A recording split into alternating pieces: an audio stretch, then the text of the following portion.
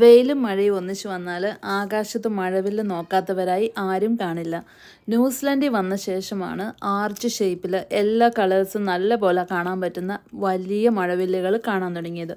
അപ്പോൾ ഇന്നത്തെ വീഡിയോ മഴവില്ലിനെ കുറിച്ചാണ്. മഴവില്ലുണ്ടാകുന്നത് എങ്ങനെയാണെന്ന് എല്ലാവർക്കും അറിയായിരിക്കും.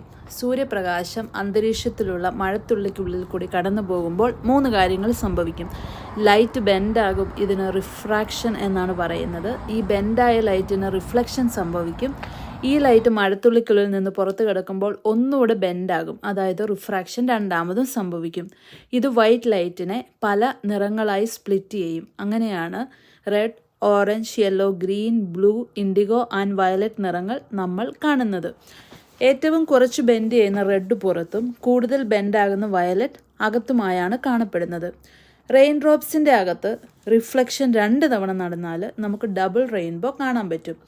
ഓരോ റിഫ്ലക്ഷനും കുറച്ച് ലൈറ്റ് ലോസ്റ്റ് ആകുന്നതുകൊണ്ട് സെക്കൻഡ് റെയിൻബോ കുറച്ച് ഡിമ്മായിരിക്കും. കളേഴ്സ് റിവേഴ്സ് ഓർഡറിലും ആയിരിക്കും. അതായത് റെഡ് അകത്തും വയലറ്റ് പുറത്തും. ചിലപ്പോൾ മെയിൻ റെയിൻബോസിൻ്റെ അകത്ത് extra thin pink and green pastel bands കാണാം. വളരെ ചെറുതും ഒരേപോലെയുള്ളതുമായ മഴത്തുള്ളികൾ ഉണ്ടാക്കുന്ന ഇൻ്റർഫെറൻസ് എഫക്റ്റ് കാരണമാണിത്.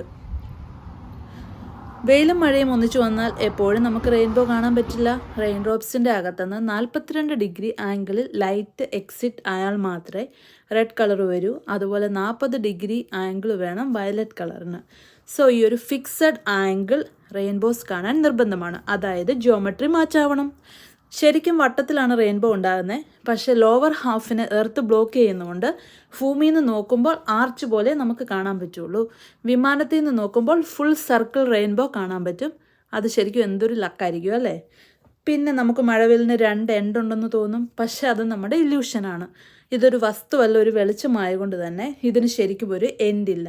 ഇത് നമ്മുടെ കൂടെ ഇങ്ങനെ മൂവ് ചെയ്യുന്ന പോലെ നമുക്ക് തോന്നും. എന്താ അല്ലേ. അപ്പോൾ 3 കണ്ടീഷൻസ് വേണം മഴവില്ലുണ്ടാകാൻ. Shining sunlight, rain drops or mist in the air, പിന്നെ റൈറ്റ് പൊസിഷൻ. നമ്മൾ സൂര്യനോട് ഇങ്ങനെ പുറകു തിരിഞ്ഞ് നിന്ന് നോക്കിയാലേ നമുക്ക് റെയിൻബോ കാണാൻ പറ്റുള്ളൂ. റോങ് ആംഗിൾ, സൂര്യനൊത്തിരി മുകളിലാണെങ്കിൽ, റെയിൻ അല്ലെങ്കിൽ മിസ്റ്റ് ഇല്ലെങ്കിലും ഒന്നും മഴവില്ല് കാണാൻ പറ്റുന്നില്ല. അതുകൊണ്ട് തന്നെ ചെറിയ മഴയ്ക്ക് ശേഷം ലേറ്റ് ആഫ്റ്റർനൂൺ അല്ലെങ്കിൽ രാവിലെ ചെറിയ സൺലൈറ്റ് ഉള്ളപ്പോഴേ നമുക്ക് റെയിൻബോ പൊതുവായിട്ട് കാണാൻ പറ്റുന്നത്. അപ്പോൾ മഴവില്ല് ശരിക്കും വളരെ മനോഹരമായൊരു സയൻസ് വണ്ടറാണ്.